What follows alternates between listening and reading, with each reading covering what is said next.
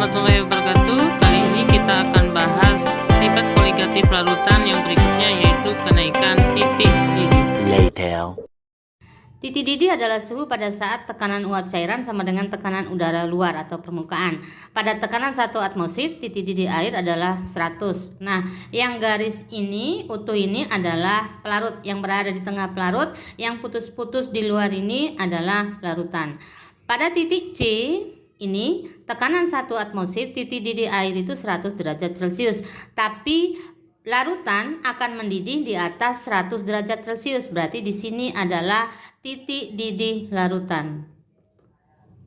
Titik didih larutan lebih tinggi daripada titik didih pelarut. Nah, terjadi kenaikan ini. Ini namanya kenaikan titik didih atau delta tebing. Pada suhu 0 derajat Celcius, air itu sudah membeku. Tetapi larutan dia belum membeku. Titik beku larutan lebih rendah dibanding titik beku air. Nah, berarti di sini adalah titik beku larutan. Terjadi penurunan di sini. Penurunan berarti penurunan titik beku atau delta TF. Menurut Rolle bahwa penurunan titik beku berbanding lurus dengan molaritas. Begitu juga dengan delta TB sama dengan KB kali M. Sementara delta TF ini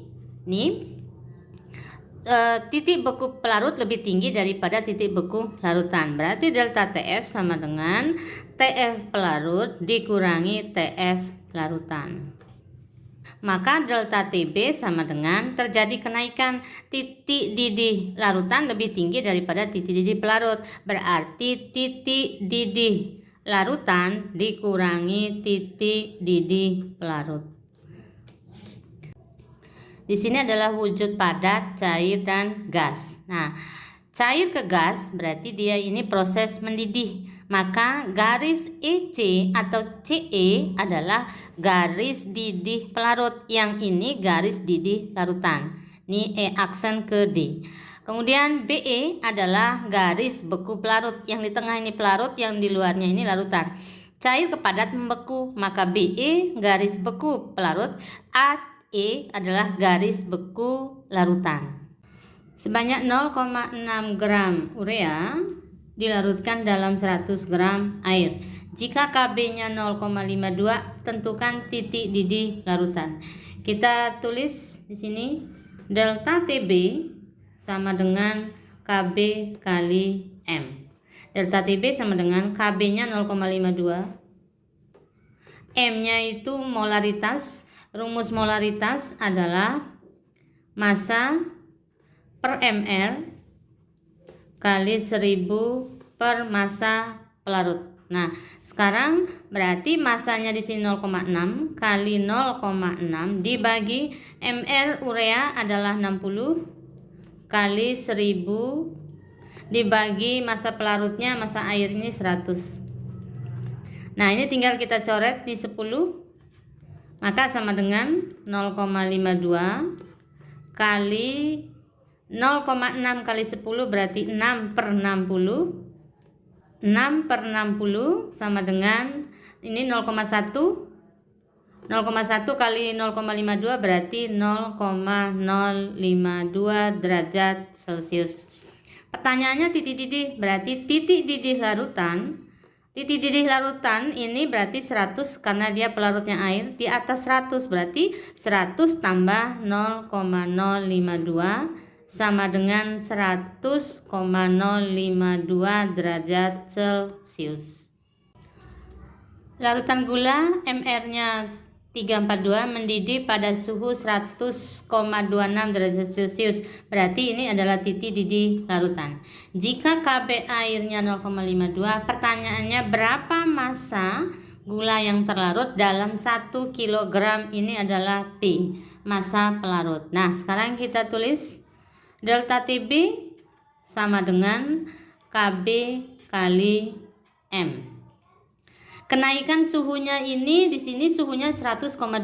Berarti kenaikannya Berarti delta TB-nya sama dengan 100,26 dikurangi 100. Karena dari 100 naiknya menjadi 100,26, kalau dikurangi sama dengan 0,26 derajat Celcius. Maka delta TB-nya 0,26 sama dengan KB 0,52 kali massa. Molar itu kan massa. Massa pertanyaannya, massa yang ditanyakan berarti massa per mR-nya 342 kali 1000 per P-nya adalah 1 kg, berarti per 1000 gram. Coret, tinggal berarti massa sama dengan, kita kali silang nih, 0,26 kali 342 dibagi 0,52. Nah, di sini ini setengahnya, ini setengah, berarti ini kalau dibagi 2, ini adalah 2, berarti 342 dibagi 2 sama dengan 171 gram. Ke dalam 25 gram benzena, berarti ini adalah massa pelarut, dilarutkan dalam 2,5 gram zat Y, ini zat terlarut. Ternyata larutan tersebut mendidih pada suhu 82,53. Ini titik didih larutan. Titik didih larutan. Jika titik didih benzena sama dengan 80, ini titik didih pelarut, dan KB-nya 2,53, pertanyaannya berapa mRY?